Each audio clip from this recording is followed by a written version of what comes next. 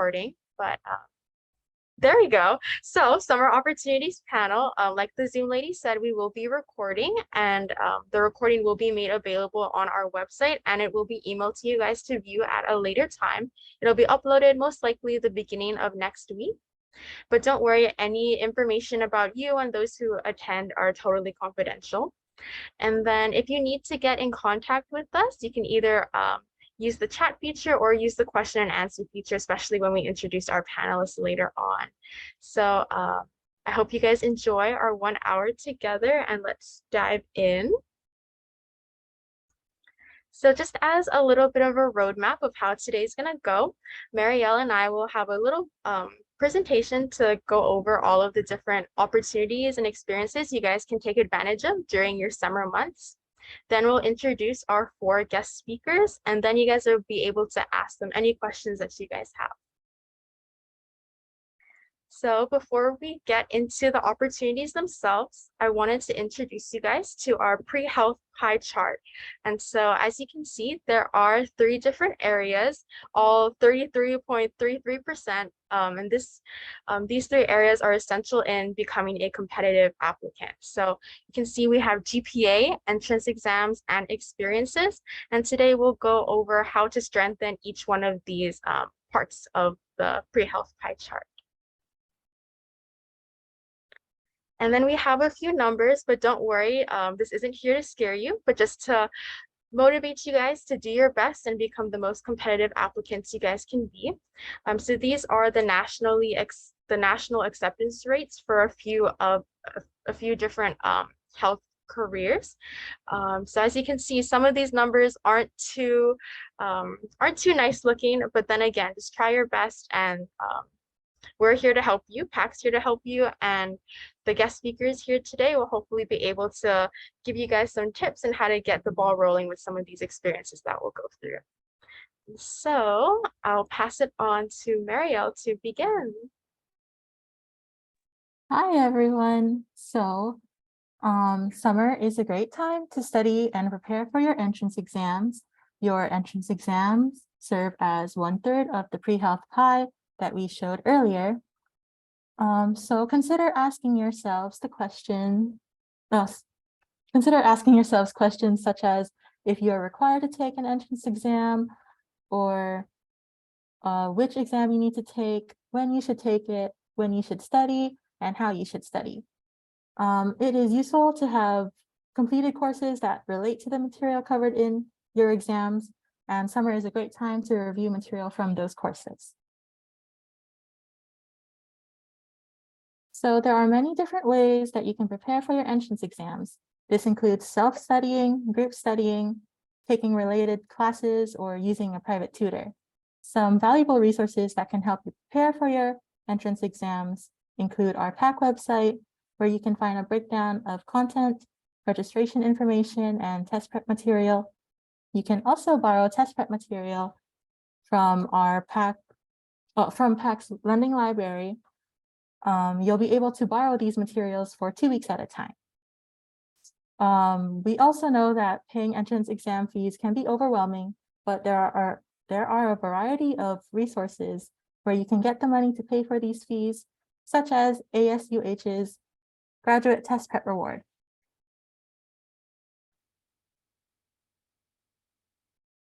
So as I mentioned before, the courses you take can help you with the material covered in your entrance exams. Health professional schools often require you to take certain prerequisite courses. So in order to keep up with these prerequisites, summer is a great time to do so. Taking summer courses also gives you the opportunity to retake classes you may not have done well in.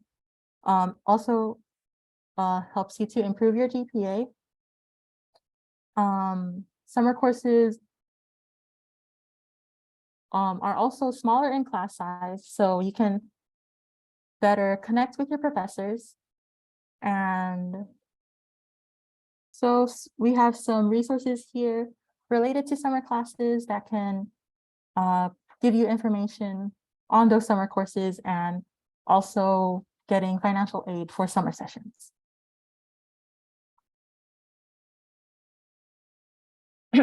So if you're interested in taking classes during the summer, another great opportunity for you would be study abroad.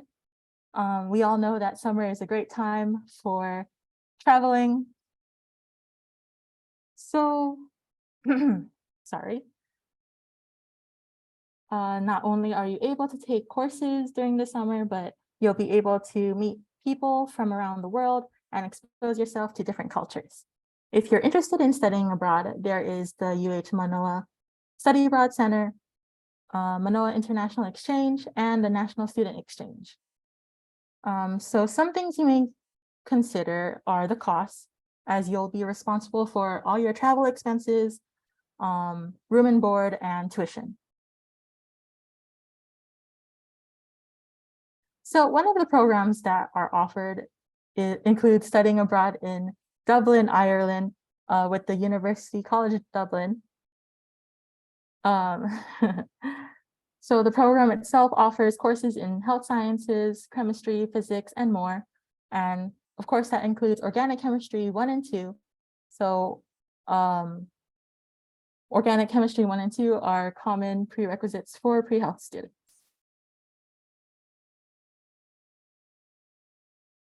And so community service and volunteering are some of the most common experiences for students looking to enter health professional schools. These experiences can show schools that you have qualities such as compassion and empathy, and that you are committed to helping and improving the community around you.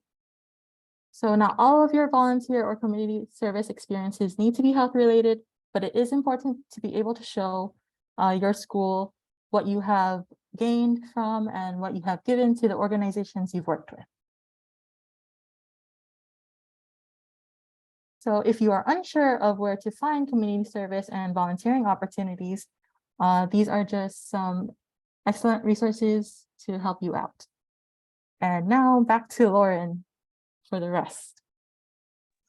Okay, thank you, Marielle. So another opportunity that we have are internships and fellowships, and you'll be able to work within an organization or within a practice to gain firsthand work experience.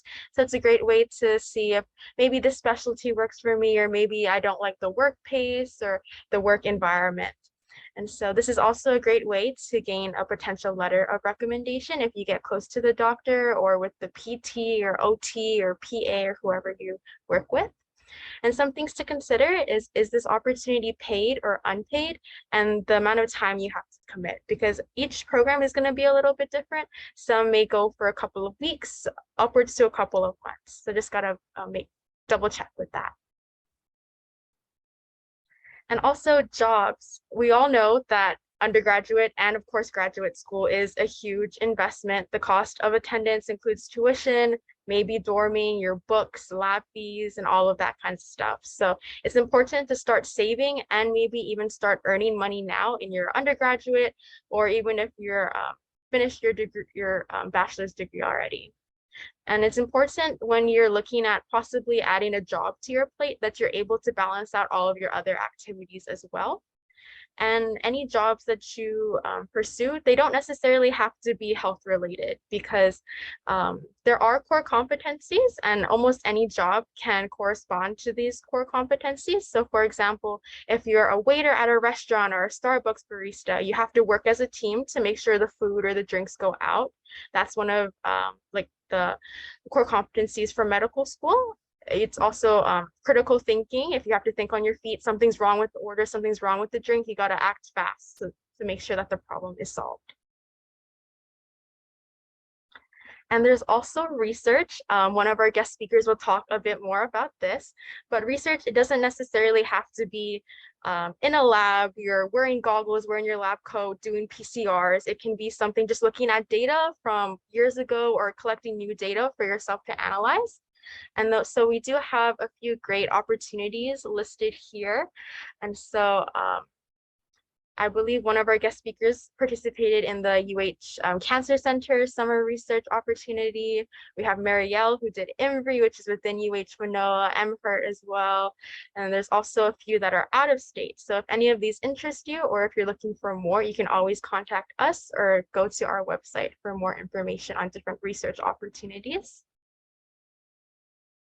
And for shadowing and clinical experience, you get to observe a healthcare professional at work. So similar to what I said during internships and fellowships, you can kind of get a better idea of, is this the type of work environment I want to be in? Can I get up every day at 6 in the morning, do rounds at the hospital, or do I want to start later? Am I able to stay at work for this long, or do I want a shorter work day? Something like that. And shadowing and clinical experience allows you to get a little bit of a taste of what you could possibly be doing for the rest of your life. And it can also be an admissions requirement as well. So for occupational therapy, physical therapy, physician's assistant, and osteopathic medicine, some schools, not all of them, require that you have shadowed or if you have direct patient care experience before you apply to their particular programs. And then we do have mixed programs, so a little bit of everything. They combine research, internship, and shadowing. So these are a few examples here. Hawaii Pacific Health Summer Student Research Program, the Department of Native Hawaiian Health, and the Queens Medical Center Summer Research Internship. So highly recommend these. They can be a little bit competitive, but that's okay. You look at the requirements now and hopefully you'll be able to apply in the future. And overall considerations when deciding what you want to do during your summer months.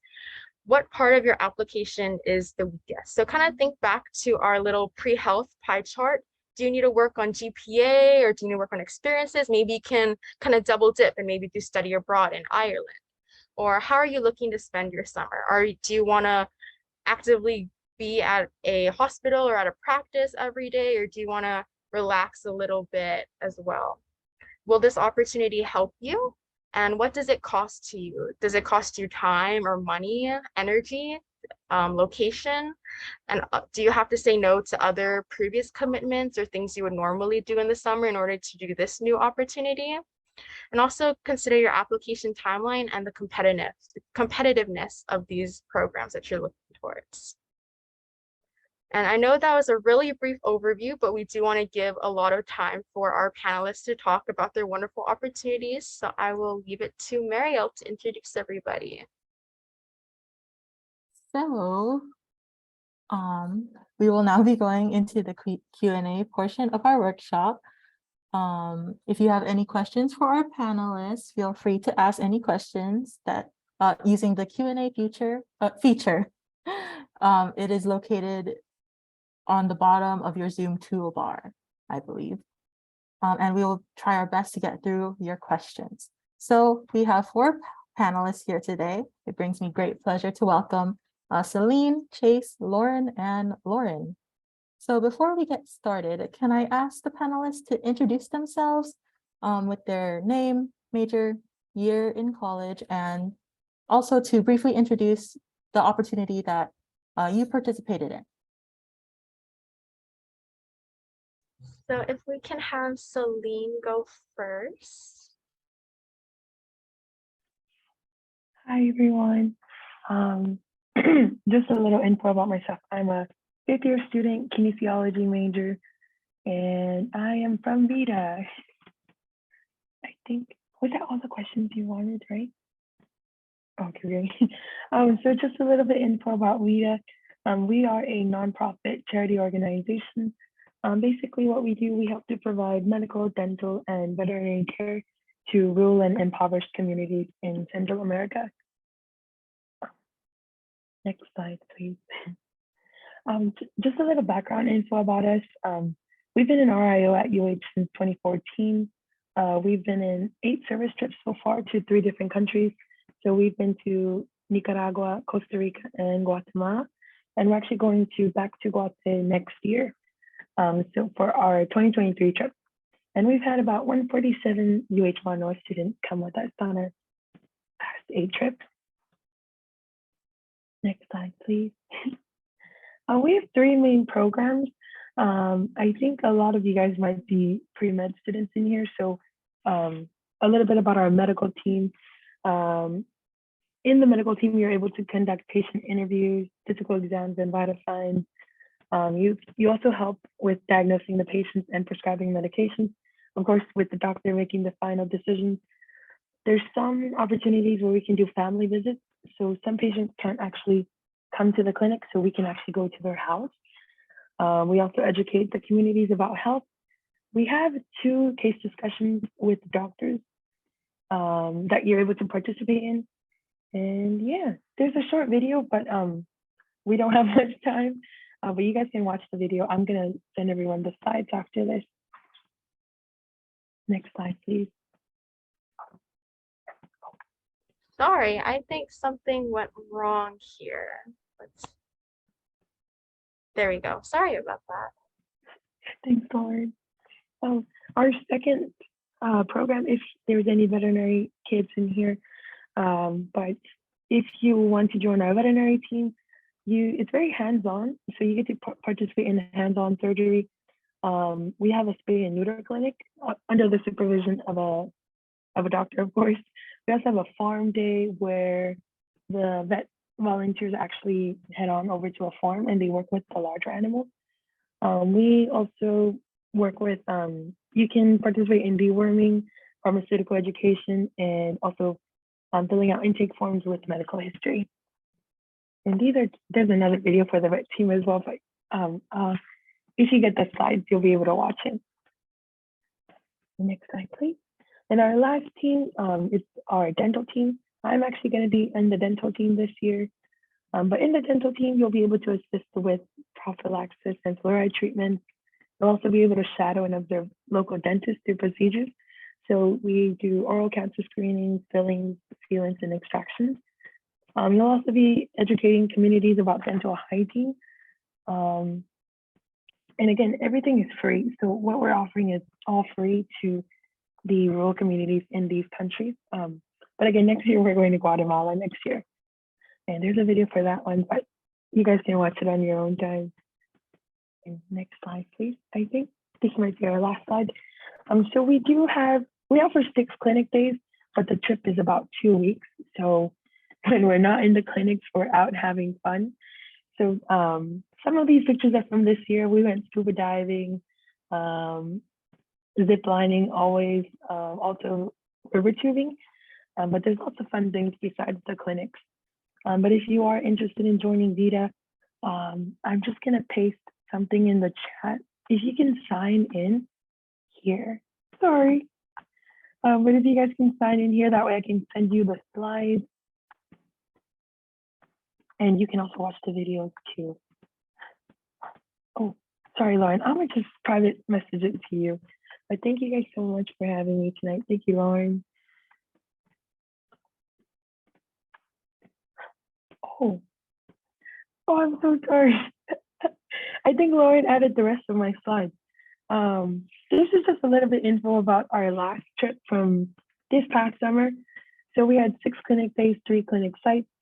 In total, we had 261 medical patients, 87 dental patients, and 39 spay and neuter surgeries. And there's a video from that was from our 2018 trip though. But again, I think Lauren's gonna paste something in the chat, and then you just make sure to sign in and you can get all the slides. But yeah, thank you so much.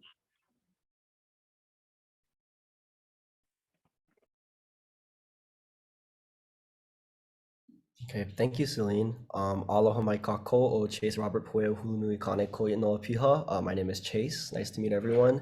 And he kale ola ka'u mekia. He kale ola kamika ka'u mekia. I apologize. I am a biochemistry major currently in my 3rd year at UH Manoa. And today I'm going to be talking to you guys about the Dublin, Ireland OChem program. And so it's a summer study abroad program. Next slide, please. Okay. It is an 8-week long program. Sorry, I think the slide that got mixed up with Celine's showed that, but it covers both organic chemistry 1 and organic chemistry 2 plus the labs for both of them. So OChem 1 in the lab, OChem 2 in the lab over those 8 weeks, it's split into 4 weeks and 4 weeks between those two classes. And this program is mainly geared towards two main demographics. One, those who have not taken organic chemistry yet, so a lot of like freshmen, maybe sophomores. And then two, people that are looking to receive a higher grade in OChem without retaking it under the same circumstances at UH. I know a lot of people at UH struggle with organic chemistry and getting an A or a passing grade in general. So this is a super, super good opportunity for those that are hoping to kind of keep their GPA higher when it comes to applications and entrance exams and such. And on the slide that you guys are seeing right now, these are just some pictures from the program when I went. So I went to Dublin for the program's first year of operation back in summer of 2021. So that was 2 summers ago. And during that first year, there's only 4 of us actually. And this past summer, about 25 people applied, got in, and were able to go. So a pretty big jump. And I know this program is probably going to be a lot more popular as the semesters go by. So if this is something that interests you, please keep an eye out for the application for that. And next slide, please. So you don't have to play the video or anything, but you'd be living at the University College Dublin campus. So it's like right in the heart of Dublin, a super great college, super high level academics and research. And you're gonna be living in their amazing dorms. Everything is new, super clean, high tech. It's pretty amazing. And everyone gets their own room, private bathrooms. You live in an apartment style flat. So you have like a shared kitchen, common area. During COVID, they had a little bit of trouble with this, but now they're opening it up to like catering. So your meals throughout the week will be taken care of. And on the weekends, you can go and buy your own food when you're going out with friends and stuff. And these are just some pictures. That's me getting boba. I always need boba with me. I have some right now. The next slide, please. Oh, sorry, next slide, please. Yeah, and these are just more pictures of us going out, getting food. We do have some resident advisors with us, so professors that come from UH, a lot of the time graduate level professors or people that have retired. So it's just like, you know, super casual. You get to go out with them. If you're 18 plus, you get to drink with them. They have food from all cultures, all over the place. There's something for everyone on this program. Next slide, please.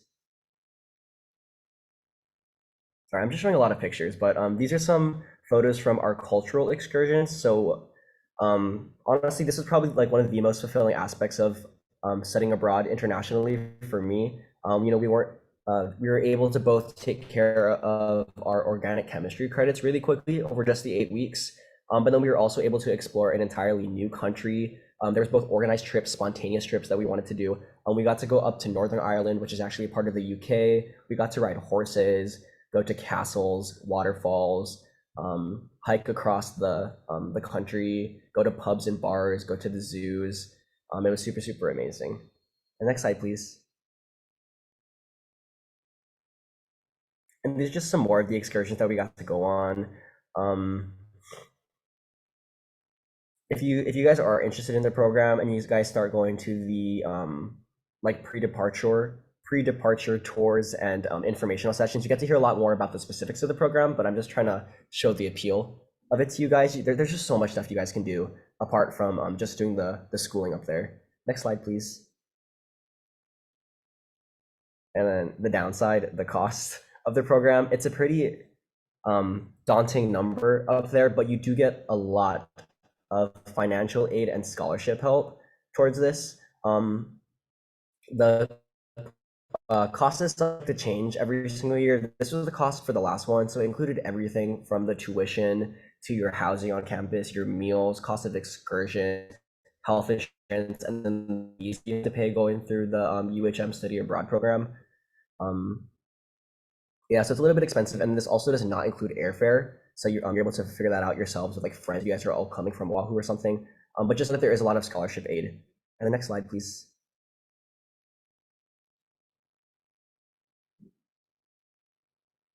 Yeah, and so I don't know if my screen's a little bit slow or something, but this is the summer at UCD program. So summer at the University College Dublin.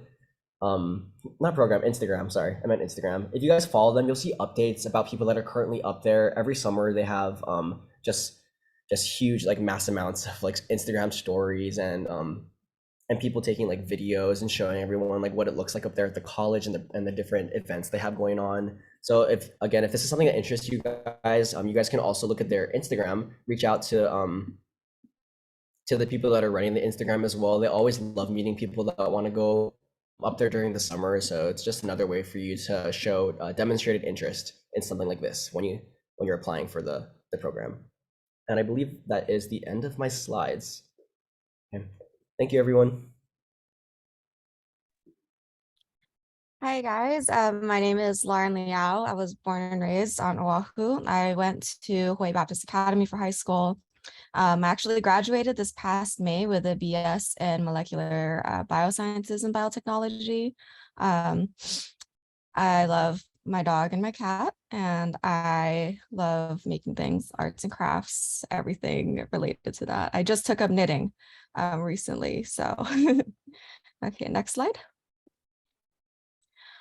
So I guess one important thing to note is that I joined the honors program when I came into college.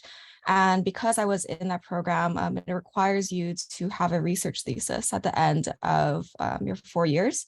So that was kind of always something that was in the back of my mind, is I need a research project to graduate. So that was kind of what drove me in my sophomore year to pursue the Cancer Center research internship. So I actually didn't use PAC when I was an undergrad. I heard about this internship through one of my professors, Dr. Shen. I don't know if a lot of you guys have him. He's amazing. He writes all my letters of rec. So he actually told our class about this, and I was like, oh, sounds interesting. Like I might try and apply. So I went to see him after class, and he gave me all of the information, and he even said that he would put in a good word for me. So I don't know if that did anything, but I ended up getting the internship. It was over the summer of 2020. So that was like at the peak of COVID. And I ended up staying. I'm still there, actually. I work there part-time. It is unpaid, but it is nice to kind of keep those connections there at the Cancer Center, especially since it's so close to JAPSOM. Oh, did I mention I'm in my gap year for medical school right now? I think that gives a lot of context about why I chose research in particular. So while I was there, my project was PEA15, which is a phosphoprotein, and how it could be potentially used as a therapeutic target in melanoma. So this research involved me getting into a lab, which was kind of hard during COVID. Definitely be careful about the time commitments that certain research projects involve, because I felt particularly blessed since this happened over COVID, so I could do my classes remotely. Because some mornings I was there all day. Some mornings I went in as early as 4 a.m. Just to make sure that my project was on time. So that is something to consider, is how much can you commit to a certain research project, especially if you know your research involves being there in person. I was one of 2 people in my cohort that had to do wet lab research. Everybody else got to do it kind of remotely because they were doing epidemiology. So this goes in order of when I kind of got onto the project. So next is my work at the Kapiolani Medical Center for Women and Children. This one kind of happened by chance, and because I was at the Cancer Center to begin with. So around the same time that I got to the Cancer Center, we had a pediatric hematologist oncologist come into our lab as well. And she kind of took me under her wing, and she is an incredible physician and scientist at the same time. And she works part-time at Kapiolani Medical Center. And she was just offering, it's clinical research opportunities, which is pretty hard to come by as an undergrad. And even though I was really busy, I kind of just stuffed my plate full because I was like, this is a great opportunity and a way for me to stand out on medical school applications. So the first project that I ended up working on was racial and ethnic disparities in pediatric cancer incidence among children and young adults in Hawaii from 1990 to 2014. This one is in collaboration with one of the surgeons at Kapiolani Medical Center and with a medical student who is currently at Jabson right now in my boyfriend's class.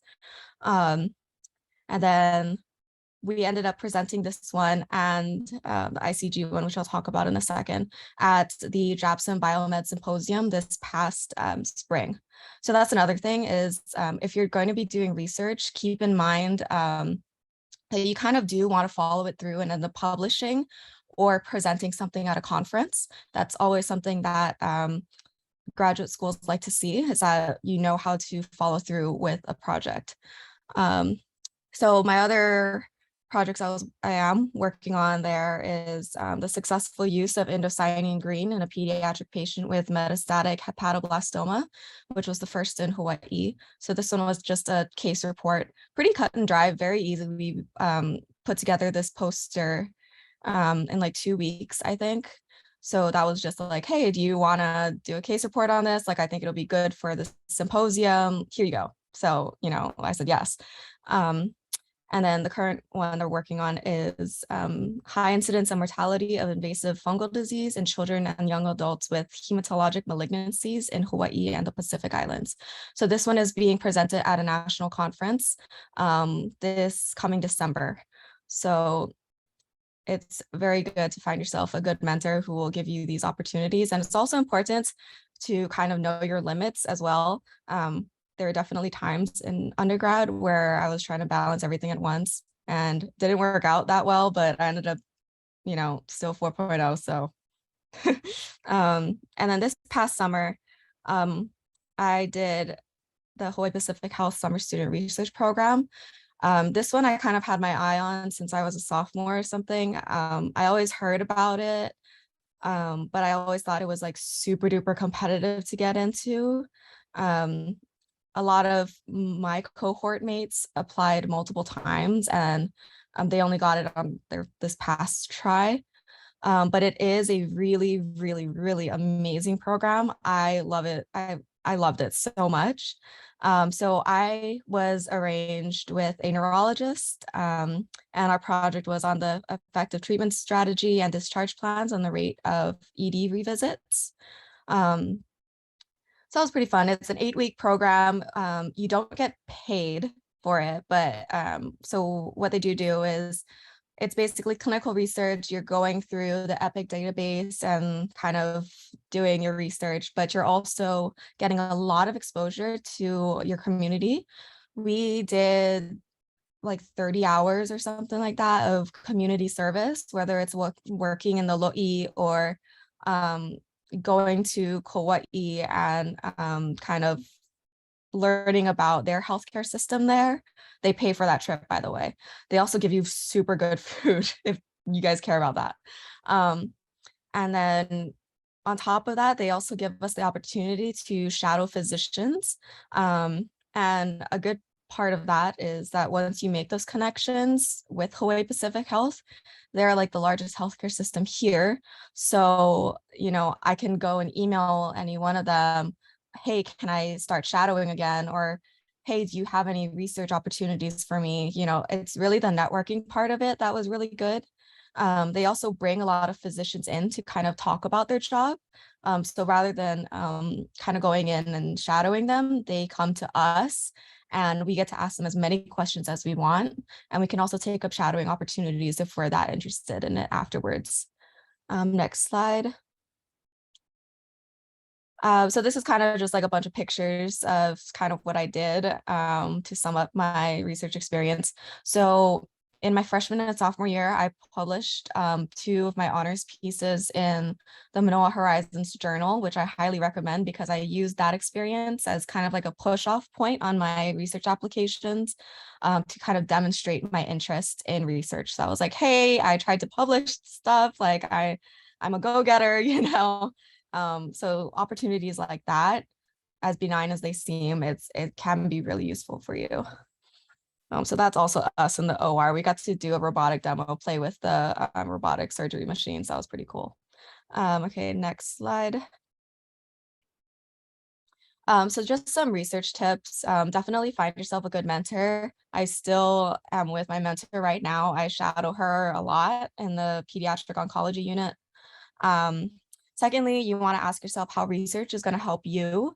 Again, it's a really big commitment. And if you don't necessarily have the time, you don't want to be committing to something that you can't follow through all the way. And also kind of think about what kind of research project you want to do, because it's a lot of work sometimes, and it's really hard to find the motivation to show up for things if you aren't genuinely interested in. Third is make use of your networking opportunities. You never know who is going to connect you with the next person, or who is going to, have this idea for you, or who has the resources to give you something that can make you go further. So talk to everyone, ask a lot of questions. People love that. Kind of already talked about the fourth one, and then the fifth one, publish in Manoa Horizons. It was kind of a lot of work, but being in honors, it was a little bit easier to do that. And again, I used it as a huge talking point to get me into these internships in the first place. And I think that is all I have. I kind of rambled on, but if you guys have any questions, I can type my email in the chat and you guys can email me anytime. Awesome. Thank you, Lauren. And then today I'm Lauren also, but Lauren with an E. I'm doubling as your presenter and a guest speaker. So similarly to Lauren, I graduated this past spring semester in biology and with the minor in Japanese language. And throughout my time in undergrad, I was involved with PAC and with PMA. And right now, I'm also in my gap year. I'll be taking the MCAT soon, and I'm working part-time at PAC and also as a medical assistant with the family medicine physician. And so the summer opportunities or experiences that I am here to talk about are shadowing and internships. Shadowing you can really do anytime. It's not limited to summer. You can do it during the spring, during the winter or fall, or even while you're in school, as long as you can balance the time commitment of everything. And so I was lucky enough to shadow a cardiologist with Polymomy and with Queens. And with this cardiologist, I was able to watch a lot of the not procedures, but scans done. So like EKGs, echocardiograms. I got to sit in on an angiogram, but luckily the patient was okay and didn't need any further treatment. So that was really interesting and opened my eyes a lot too. That was my first time being in not the patient position at a doctor's office. So it really opened my eyes to a lot of the things going on behind the scenes and everything. And so this past summer, I also participated in an externship with the family medicine physician in Kuakini, and this is the position that I'm working with right now. With this specific internship or externship, it was a big time commitment. I'd say it was 6 days a week, so Monday through Saturday from 6 in the morning until 2 p.m. Luckily, it wasn't anywhere past that, but not only would we see patients in the office for the annual checkups or 3-month checkups, but we'd also go to the care home that is connected with Kuakini and check in on the patients who are permanently residing there. So that was also really cool. Got to see different working environments that this particular doctor was in. And so with this externship, I got a lot more hands-on experience. With the shadowing, I was more so just watching and observing, taking notes and asking questions. But with the externship, I learned how to take vitals, I learned how to give shots and to take blood, and that was just more of an eye-opening experience, so to say. And I also got my part-time job permit, so you never know where one opportunity is going to lead you to the next one and what doors it's going to open in that sense. And so my takeaways from both of my experiences, the hands-on skills like I had mentioned, the work environment and the work pace, I found out that I'm not a morning person. Like I don't like waking up at 5 in the morning and being at the hospital at 6, but sometimes you just have to do what you have to do. I also learned about the virtues of being a doctor or anyone in the healthcare profession. These are in Japanese, but it's compassion, duty, respect, knowledge, and belief. The doctor that I had worked with is Japanese speaking, so that's why it's in Japanese. But and we also got to meet a lot of new people, not only current students, 3rd and 4th years from JABSOM who do rotations with us, but also medical students and doctors who come from Japan to learn with our doctors. So really interesting to compare America medical system, medical school to how Japan is as well. But overall, for shadowing and externships, internships, ask who you already know. If like maybe you have family members who are healthcare professionals or in the field that you want. I personally don't have anyone like that, but you can also ask your doctor. So ask your physician, you can ask your grandma's geriatric doctor or your dad's GI or something like that. And you never know who's gonna be willing to help you and be a mentor for you. Especially here in Hawaii, we all know we have a healthcare shortage. So a lot of the physicians and individuals that I've met, they've always been, they greet you with open arms so that they help the next generation of healthcare professionals. And also don't be afraid to cold call.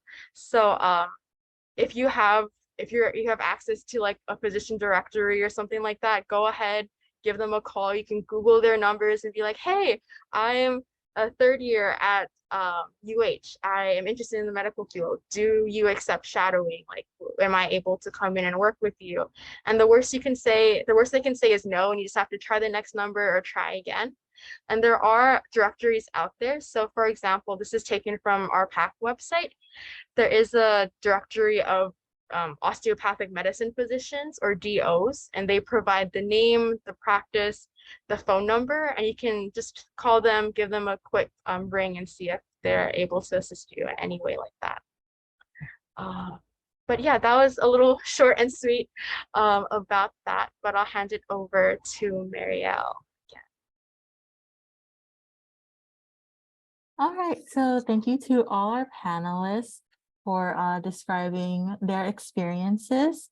There are a few questions in the Q&A, but I did want to start off with, I believe some of you did go over some of this information, but just to reiterate, can you please describe the application process for your opportunity, or how you were able to get involved in it, or how other students can come to participate in it? We can start with Celine, if possible. Hi guys, sorry if it's not too noisy. Our clinic was closing down, so I had to go outside. But if you want to get started with Rita, that link Lauren sent, you guys can, it's a Google form. Just make sure to fill out that Google form, and then we'll send you the application link along with the slides too. And I think passing it on to Chase. Hi. Yeah, sorry. I'm realizing I think I might have taken off the slide that had the information about the application for the program when I was trying to shorten them. But if you guys look up the UH Manoa Study Abroad program website, you should be able to find information about like the full scope of study abroad programs that UH offers through the Study Abroad Center. And specifically for the Dublin, Ireland Organic Chemistry program, I believe that the application is due in February so there's many more months left before the application is actually due.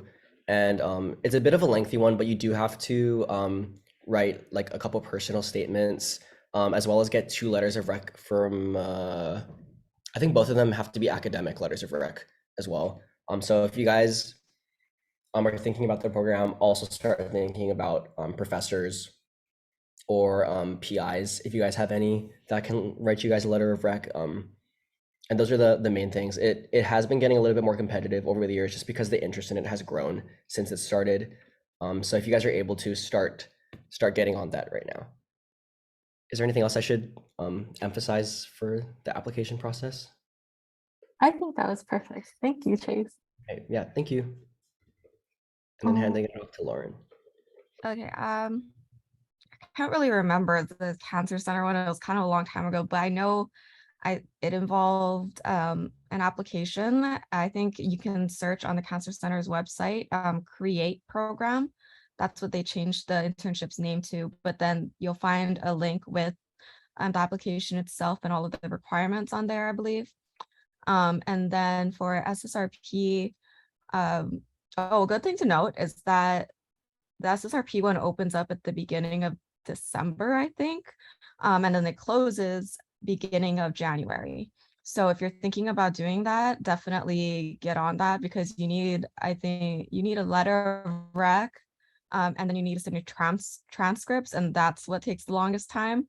Filing to send your transcripts to Hawaii Pacific Health. You need to write 3 essays. It's kind of a lot, but yeah, basically just 3 essays, a letter of rec, and then your transcripts those are the big things.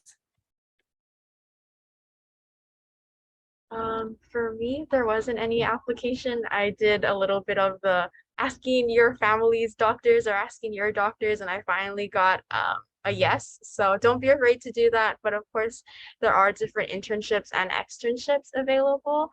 We just have to look for them. I know we have a few on the PAC website as well. But sorry, I don't have a solid answer for that one. Awesome. That was great information, you guys. Thank you so much for those answers. There is one more question in the Q&A, and I believe LAURYN is typing the answer for it right now. But okay, I feel like it'll be faster if I like kind of talk about it a little bit. Mhm. So I don't know, kind of just happened by chance. It was just Dr. Shen mentioning it in class.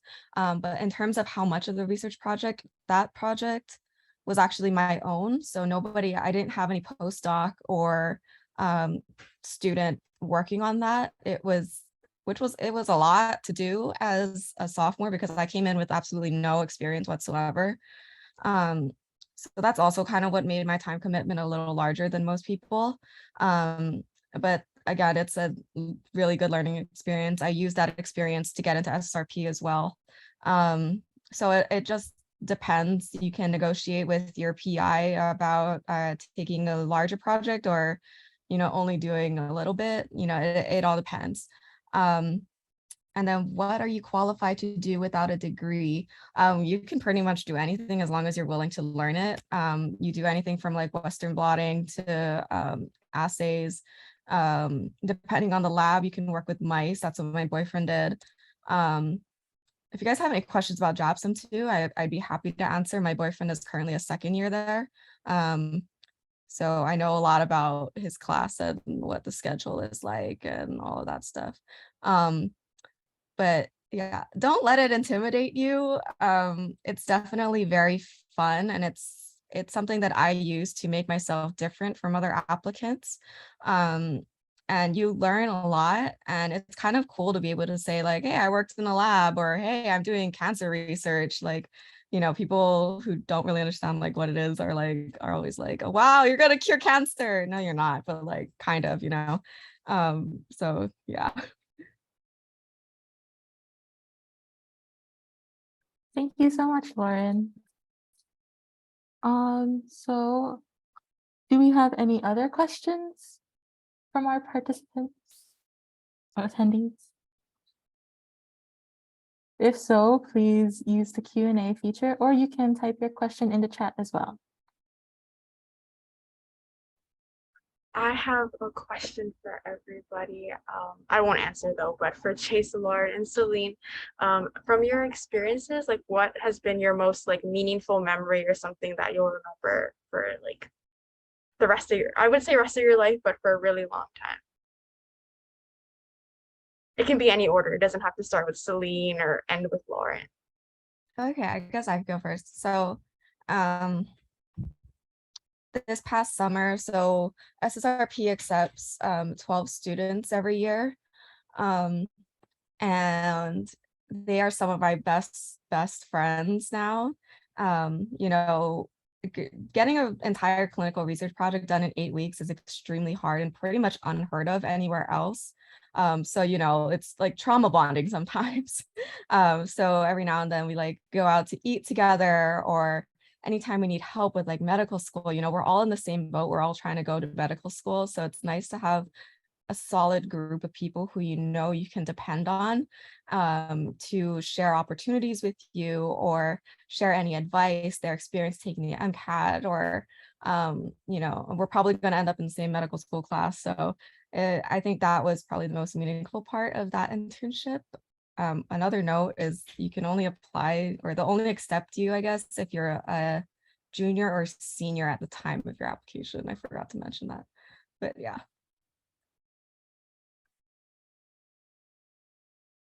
And I would actually say something along similar lines. I think doing an entire year's worth of organic chemistry and the labs in 8 weeks was also a little bit of a trauma bonding thing. We had a lot of issues at first, you know, like not knowing each other. You're randomly thrown into a foreign country with people you don't know, but as the weeks like go by and like you spend the weekends together and you go through classes, you get your exams back every single week and stuff, you really do like grow into a small community with these people. And then afterwards you hang out with them when you come back to Hawaii and come back to UH, and it's super cool. I actually hung out with them today, and I see them around campus all the time, and it's just super great to like catch up and see what they're doing. So it's just an experience. You'll take those relationships with you around, at least for the rest of undergrad, if not pass that into your schooling after.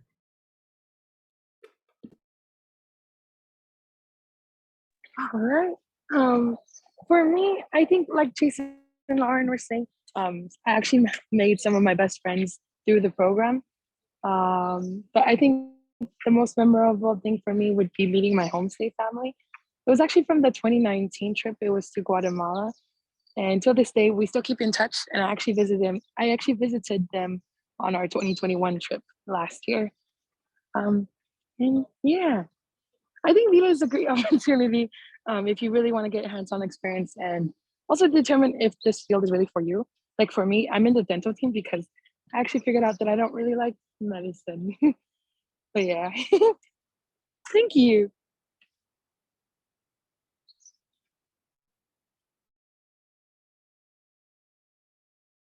Thank you so much, guys. There are a few questions here now. Lauren is answering one of them, but there's this one for Chase, I believe. Do they have grade curves during the summer program since the topics are so difficult? Yes. So it's not the grading scale in the EU is actually very different from the one here in the US. And so because the grading in general is just so much more difficult and the exams they give are at a much higher level, for some reason than here in the US, if you were to say get an 80%, that's actually considered an A minus, and a 90% is an A plus, a 70%. No, I lied. A 70% is an A minus, I believe, up in Europe. It's super scaled. So you would think that it's really easy to get an A, but there's a reason that the threshold is so low to get an A minus and an A. But the one really great thing is that when they do the grade conversions from UCD's gradebook back to your STAR gradebook here at UH, there's actually a sort of weird grade boost. So it's not too unheard of to get a pretty easy A when you're studying internationally abroad. That's just a little you didn't hear it from me type of thing. Yeah. I wouldn't worry too much about your grades. Just go there, enjoy what you're doing, find opportunities. A lot of the professors actually are doing research up there. They're super world-renowned researchers at these big colleges. So definitely see what they're up to, see what they're doing. You can even spend a portion of your summer in their labs too. So you just have to ask around and see what opportunities are waiting when you go somewhere. Thank you so much, Chase. That was very informative. There is one question in chat for Lauren. So just to confirm, you said SSRP only accepts juniors and seniors, correct? Oh, I think you're muted, Lauren. So yeah, that means I was class of 2022, and even though I graduated at the time of the internship, I completed my application while I was a senior, if that makes sense. So if you're going to apply for next year's cohort, then you have to be either the class of 2023 or 2024. All right, thank you. So we are almost at time for the event, but if there are any other questions that we can answer, please feel free to put it in the Q&A and we'll try our best to get that answered before 5 o'clock. I actually have a question for Lauren as well. Would you say that the HPH, the SSRP is more competitive, like vastly more competitive than the Queens? Yeah, this might be a little bit biased, but yes, and it's because HPH has a lot more money and resources dedicated to this program, so they try their best to select people who they think will do, one, a good job at completing their research project, and two, help kind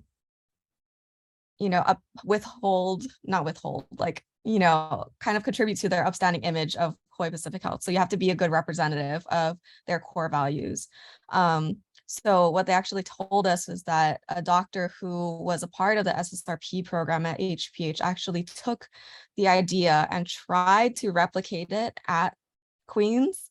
Didn't really work out that well, but but yeah, if you're thinking of applying, you could just email me. We keep really close ties with the people who select us for that internship. We work directly with them. They're like our aunties at this point. They're like our best friends. So if anybody wants any tips on application stuff, can't share my application, but I can kind of guide you in the right direction if you guys want that. All right, thank you to all our panelists. I believe this is the end of our workshop. Thank you everyone for attending. So please don't forget to fill out the evaluation form. Filling it out lets us know how we can improve for future events. You can find the form either here on screen. You can use the QR code to fill it out, or I will now paste the form into the chat. There we go. Unfortunately, this is our last workshop for the semester, but you can find our previous workshops and previous recordings on our website with the QR code shown on the screen as well. So thank you again to all our panelists, and thank you all again for attending. Bye, everyone.